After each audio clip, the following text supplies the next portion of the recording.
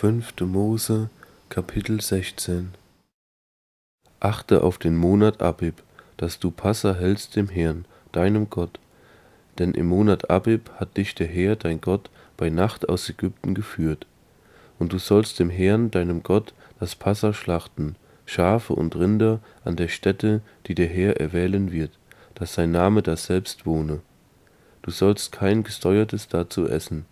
7 Tage sollst du ungesäuertes essen, Brot des Elends, denn in Hast bist du aus Ägyptenland geflohen, auf dass du des Tages deines Auszugs aus Ägyptenland gedenkst dein Leben lang. Es soll 7 Tage lang kein Sauerteig gesehen werden in deinem ganzen Lande, und soll auch nichts vom Fleisch, das am Abend des 1. Tages geschlachtet ist, über Nacht bleiben bis zum Morgen. Du darfst nicht Passa schlachten in irgendeiner deiner Städte, die dir der Herr dein Gott gegeben hat, sondern an der Stätte, die der Herr dein Gott erwählen wird, dass sein Name daselbst wohne. Da sollst du das Passa schlachten am Abend, wenn die Sonne untergegangen ist, zu der Zeit, als du aus Ägypten zogst, und sollst es kochen und essen an der Stätte, die der Herr dein Gott erwählen wird, und sollst am Morgen umkehren und heimgehen in deine Wohnung. 6 Tage sollst du ungesäuertes essen, und am 7. Tag ist Festversammlung für den Herrn, deinen Gott, da sollst du keine Arbeit tun. 7 Wochen sollst du zählen und damit anfangen, wenn man zuerst die Sichel an die Halme legt, und sollst das Wochenfest halten dem Herrn, deinem Gott, und eine freiwillige Gabe deiner Hand geben, je nachdem, wie dich der Herr dein Gott gesegnet hat.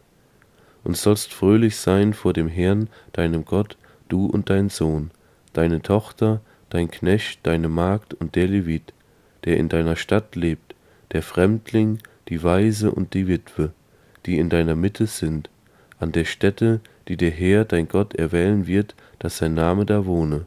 Denke daran, dass du Knecht in Ägypten gewesen bist, und beachte und halte diese Gebote.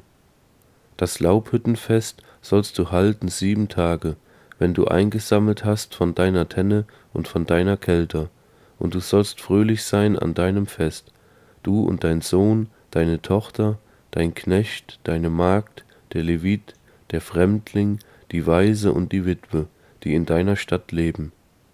7 Tage sollst du dem Herrn, deinem Gott, das Fest halten an der Stätte, die der Herr erwählen wird. Denn der Herr, dein Gott, wird dich segnen in deiner ganzen Ernte und in allen Werken deiner Hände, darum sollst du fröhlich sein. 3-mal im Jahr soll alles, was männlich ist, in deiner Mitte vor dem Herrn, deinem Gott, erscheinen an der Stätte, die der Herr erwählen wird, zum Fest der ungesäuerten Brote, zum Wochenfest und zum Laubhüttenfest. Sie sollen aber nicht mit leeren Händen vor dem Herrn erscheinen, sondern ein jeder mit dem, was er zu geben vermag, nach dem Segen, den dir der Herr dein Gott gegeben hat. Richter und Amtleute sollst du dir bestellen in allen Toren deiner Städte, die dir der Herr dein Gott geben wird, in jedem deiner Stämme, dass sie das Volk richten mit gerechtem Gericht. Du sollst das Recht nicht beugen und sollst auch die Person nicht ansehen und keine Geschenke nehmen, denn Geschenke machen die Weisen blind und verdrehen die Sache der Gerechten. Was recht ist, dem sollst du nachjagen, damit du leben und das Land einnehmen kannst, das dir der Herr dein Gott geben wird. Du sollst dir keinen Holzpfahl als Aschebild errichten bei dem Altar des Herrn deines Gottes, den du dir machst. Du sollst dir kein Steinmal aufrichten, denn das hasst der Herr dein Gott.